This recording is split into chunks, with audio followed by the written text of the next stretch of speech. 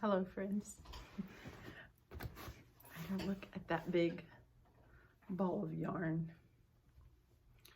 Welcome to a Hopeful Holler Makes podcast, a video podcast where we talk about the fiber arts, deep thoughts, and Blue October. So welcome to my home. My name is Michelle Holler, and this is my podcast. And this is my big ball of singles, but we'll get to that in a minute. What is today? Is it April 3rd or 4th? I actually don't know. I meant to check before I came up here so that I could say the date. Trying to be better about that. And I just want to welcome you to a Hopeful Holler Makes a Happy Place.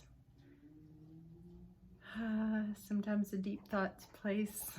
Try to make it as joyful and peaceful and welcoming as if you were in my own home. We were snuggling up by the fire, and I do mean the fire today here in Texas, to have a cup of tea, cup of coffee, maybe a glass of wine, depending on what time of day it is. So I look out the window right now and I see an airplane flying by, and I've just been thinking a lot about the simplest of things, as I'm sure we all are. I know I'm not alone in that. So today I was walking my dog Sadie. Sadie is my sweet, sweet, super fast dog. And whoa, already getting hyper emotional. Let's say it's the full moon, because I know the full moon is coming. It's very close. But there was a man standing on his porch, and there was a lady. They looked like they were probably strangers, and she had a little, like, probably 2-year-old, 1.5-year-old, and they were walking down the street, and the little kid turned to the man and waved, and the man waved, and whoa! I just yelled across the street. It was like when strangers wave at each other and it makes a woman cry. Oh my goodness. This is fairly normal for me, although it seems like maybe in the last year I've done it less. I don't know, but within the last 3 weeks I've done it more. And that's just tearing up at the sweetest, simplest little things. And so those were just two simple things. The plane flying by, I mentioned last week where we live now in Dallas, right over the parking lot. It's the flight path for the airport, the local airport here in Dallas. And so when we first moved here, it was really challenging for my husband and I to get to sleep for the first few nights because the airplanes just kept coming and kept coming and kept coming, and now they're just pretty sparse. So because I do care so much about the environment, on one hand I think it's really good, and then on the other hand it's really creepy. It is like a Stephen King movie. So let's get right into knitting, shall we? When I first started, I'm wearing this little rosy pink poofy shirt, and it's like in the 40s right now, and I was wearing this and I thought that looks so nice. This is Serenity Yarns again. This is the Jody shawl, and I had it around my neck. Whew. Again, a woman of a certain age. It got kind of warm, so I took it off, and we'll leave it at that. So, all right, focus. Let's get to knitting, shall we? Or at least to yarn. It's been 2 weeks. I told my husband I was really gonna work on this. I have no excuses. I have time. I'm in my home. The opportunities to volunteer and do the things that I would normally do outside the home are on hiatus, as most things are. Before I get to the yarn, a very special thank you to all of the folks that are still making our worlds go around. Doctors, everybody, doctors, nurses, the staff at hospitals, the trash men, the young lady that works at Walgreens that helps you out the counter, that would be my daughter, our daughter. So proud of her. She's worked really, really hard. So very special thank you to all of you. If you are one of those folks, or if you have loved ones that are out there working every day in the world, doing the things that you would normally do every day, but right now can be very scary and challenging. So I thank you for that. All right, for reals, on to wool now. Okay, so 2.5, 3 weeks ago, I started this ball of singles. So this is Shetland wool. I've shown it here before in different ways. Let's take a look at that manicure, shall we? I've shown the wool here before, but I thought maybe I've never shown it being combed before, or how I like to keep it all together. So I think I've done a little video before. I have a Burt's Bees comb, and I forget where I got this particular spindle. I have a spindle that just glides ever so smoothly, and I have a little bowl here. And that's what I like to spin most often at night when we're watching TV. That's the way I generally like to spin. If I am spinning for production, for example, right now I'm using the same wool, only I'm spinning for a sweater, I will spin on my spinning wheel because obviously it's faster, it's just more expedient. So, but with my spindle, I think people would be surprised how much yarn. Like, I've done all of this since yesterday. So basically that is late last night, this morning for an hour or 2 hours, maybe 3 hours, 6, 7, 8, about 3 hours. And then maybe another 15, 20 minutes. And so all I'm doing is I will just take the single directly off, and I just start winding it, or I'll place this right here between my knees in my recliner, and then it just comes off the tip like this, and then roll it on.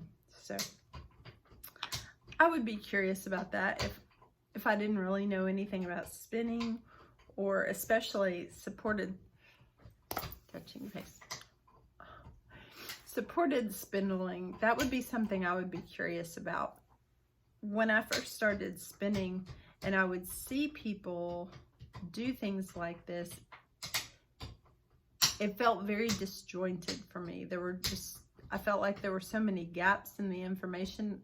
I was having a hard time putting it all together. So throughout my Instagram and this YouTube channel, my hope is that I can possibly shed some light on that mystery.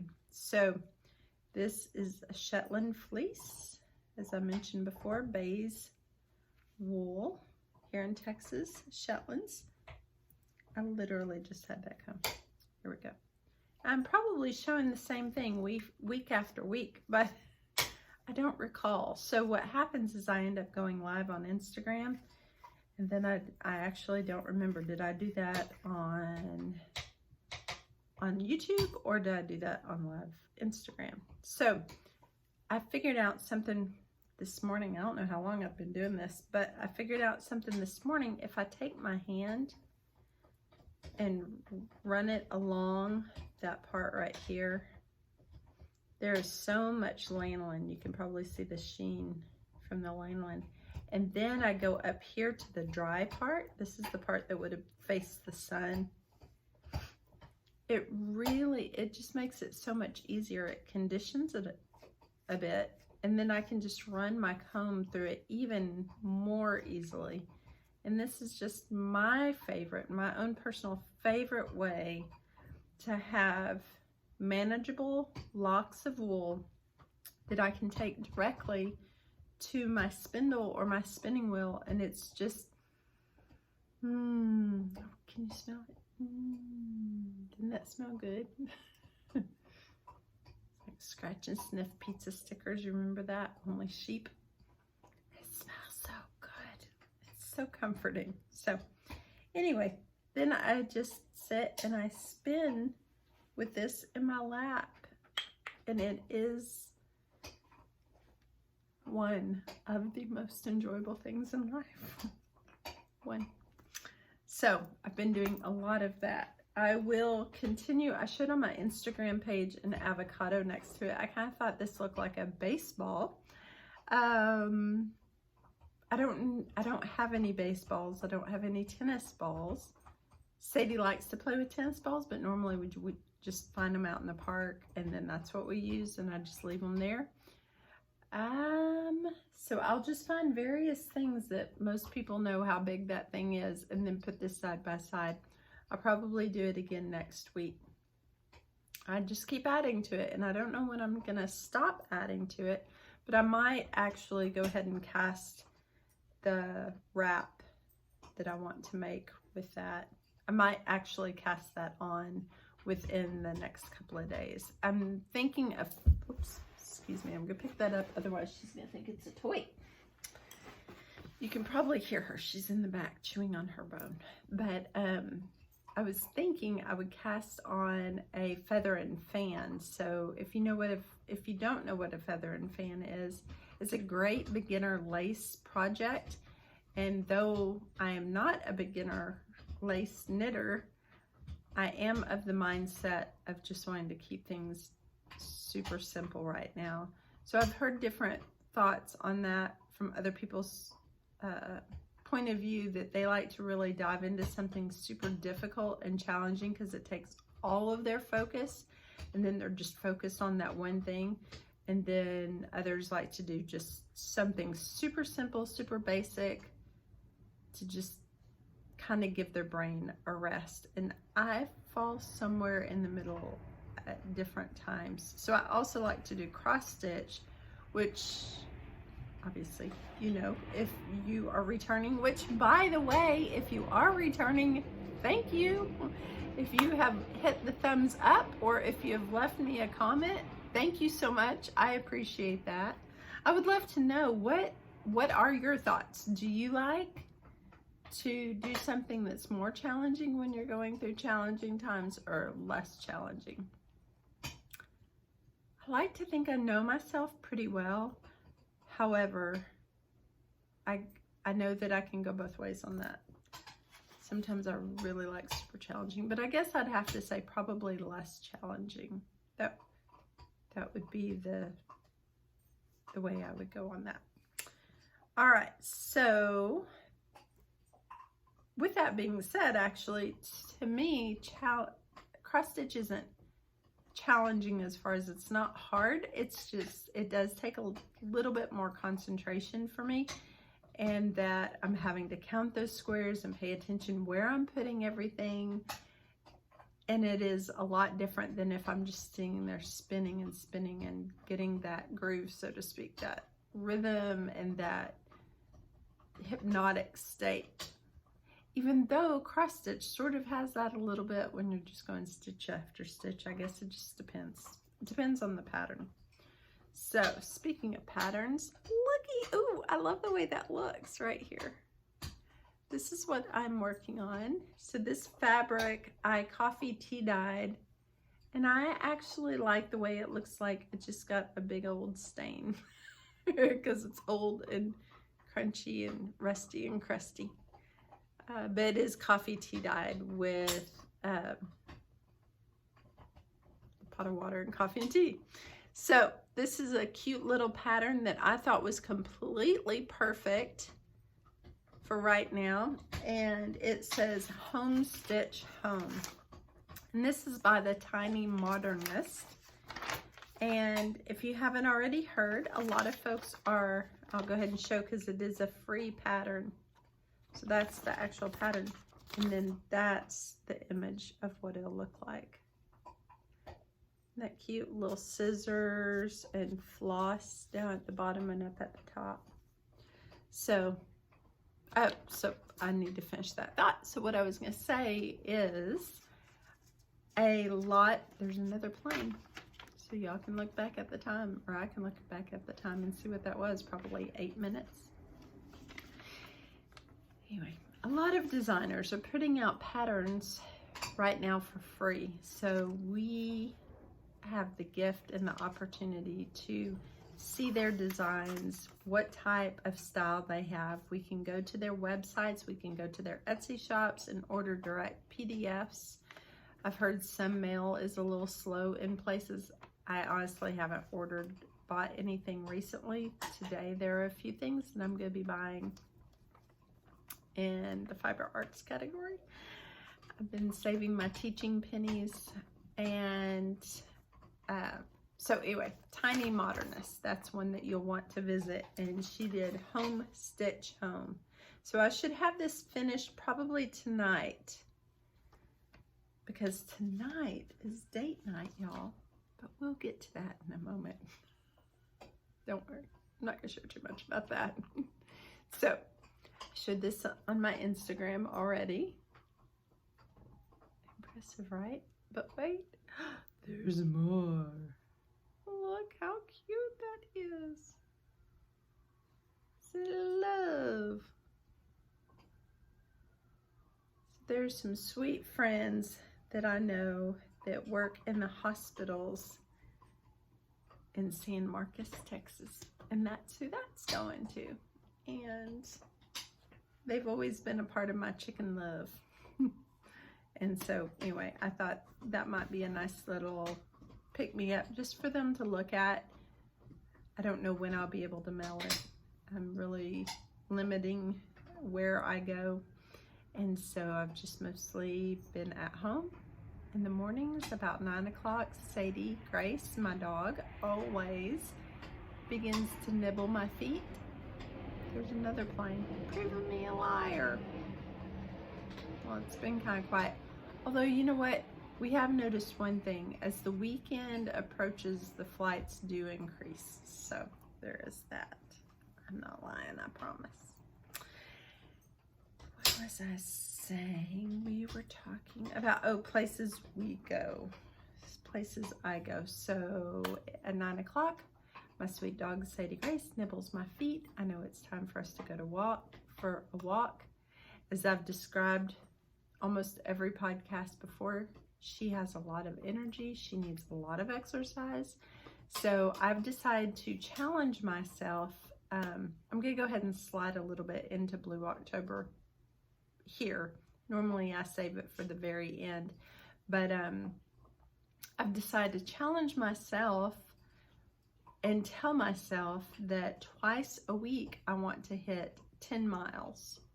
So at some point in that day, I want to walk 10 miles with Sadie Grace. And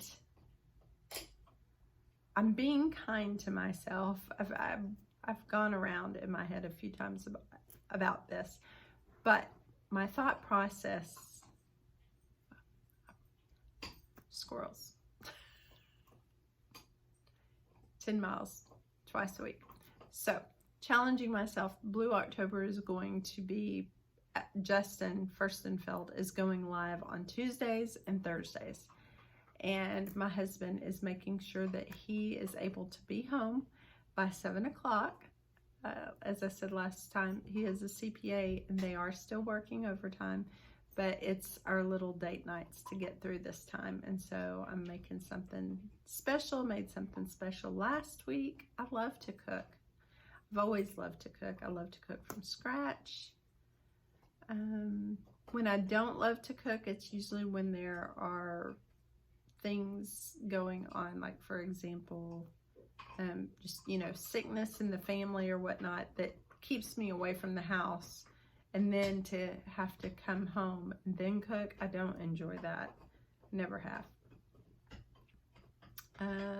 But my point is, I do really enjoy cooking. I enjoy making something special for that specific day. So last Friday night, when it was date night, we had homemade pizza, and that was delicious. So we have a local cheese shop here, and we have CSA called Bontham Farms.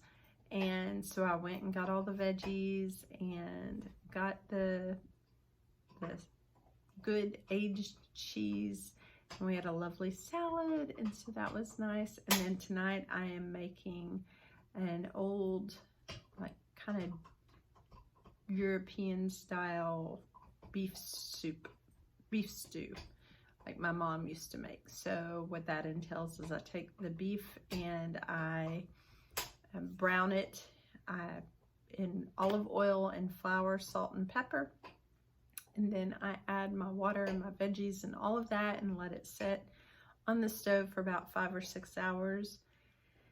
And it is thick and hearty and reminds me of being a little girl. It was one of my favorite things that my mom made when I was little. It was very comforting. And so there's Sadie, her bottom right there. So I'm making that tonight, while we watched Justin sing 21 songs on Stage It. So if y'all haven't heard of Stage It, why not? Stage It is awesome. You pay what you can, pay what you want, and just find all of your favorite artists who are doing the best they can at this time to keep us entertained, put a smile on our face, and help themselves make $1, because, you know, that's what we're all doing. That's what my husband's doing. That's what my daughter's doing, my daughter's boyfriend. Speaking of, I'm at 21 minutes, so I'm going to talk about work here for a minute. Because I don't typically leave my home to work. So by work, I should read the definition. I assume it talks about getting money for work done. But I've actually spent quite a few hours as I've made things over the course of the last 30 years. I've been mostly a homemaker, nanny, babysitter, preschool worker. Most of these things didn't require me to leave my home for long amounts of time, and I've always really enjoyed that. I love being able to be in my home or out of my home when I want to. I don't have a problem in being productive or not being productive if I need to rest or whatever. I have a routine, I have a schedule. And so I've thought a lot about working from home, and what does that entail? Does that entail getting paid? I mean, I've struggled with that thought a lot over the course of the years. Sadie, do you want to say hi with him? Say hi to him. Come on. Come on, girl. Come on. Up. You gotta come over here. She's trying now. Oh, goodness. Oh, climb. Here she is. Yes. Yes. You can say hi. Say hi. Okay, so I'm totally skipping that whole thing. We'll develop that conversation. But let me tell you what Sadie did yesterday. Can I tell them what you did? Or are you gonna be mad that I talk about you with you right here? Like you're not even here.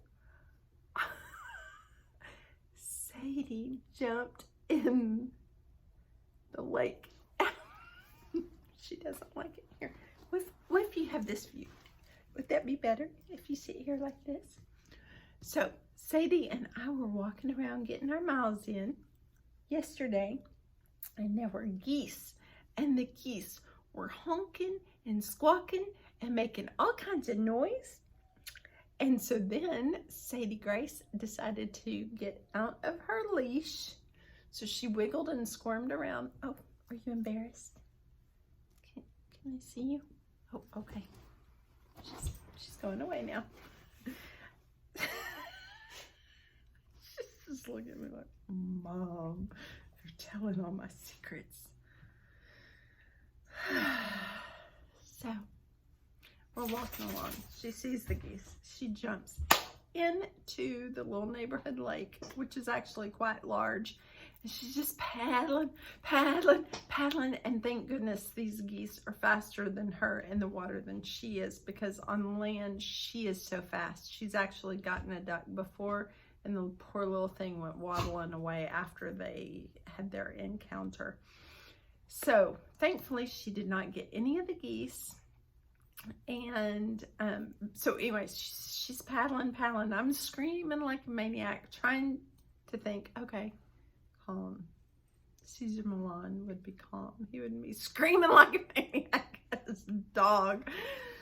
Oh, but I was so scared. My worst fear, which wasn't realistic, was that she would paddle, get one of the geese, pull it up to the side, and then just sit there and eat it, you know, in front of the children and the families that were there trying to enjoy their day. Truth is, the water's down here and the edge is like up here, so she couldn't even get out. So that's why I jumped in. Did I forget that part? I jumped in, not once, no, twice. Because the first time I pushed her out, and then as soon as she got up to the side, she saw another goose and she took off running, and then she jumped back in the water. And I had already climbed out. And so then I walked to the edge, waited for her to get super tired again, jumped back in the water after she had swum to the side.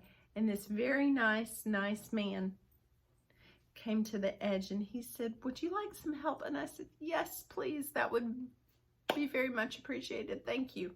Or at least in my head, I said all of that. I was so cold because the water was cold. I hope I said thank you. I hope I told him how much I appreciated him. I'm just trying to put it out there. There was such a nice person who was of service and helpful during these times. And so anyway, Sadie. So before we left for our walk today, I made sure that her little collar is super tight. And I'm probably going to get her one of those harnesses where it goes under their arm and around their back. But I was talking to one lady, and she said that chafed her dog. If y'all have any advice on such a thing, comment below, please. I'd really like to avoid not using one of those chains, a choker chain, but I do have a little nylon slip knot that I could use. Not slip knot, a nylon slip collar, so it does tighten up as they run, and that would put a cold stop to her hunting. But I am going to have her genetically tested, because I do believe that she is by nature a hunter, and so that I don't know that I'll ever be able to train that out of her, but I'm continuing to try and give it my best shot. And so anyway, here we are at almost 30 minutes. What I want to say about Blue October. Twice, going live twice a week, once a week. Stage it on Friday nights at 7 o'clock. You can get your ticket, pay what you can. You will not regret spending your Friday night watching Justin Fabulous Furstenfeld sing with his guitar. And if y'all have some other folks that you like to listen to, I would love to hear about that too. But, you know, I'm a big Blue October fan here to the very end. And so I just wanted to leave y'all with that. She has found some wool. By she, I mean Sadie. So that is enough of that for today.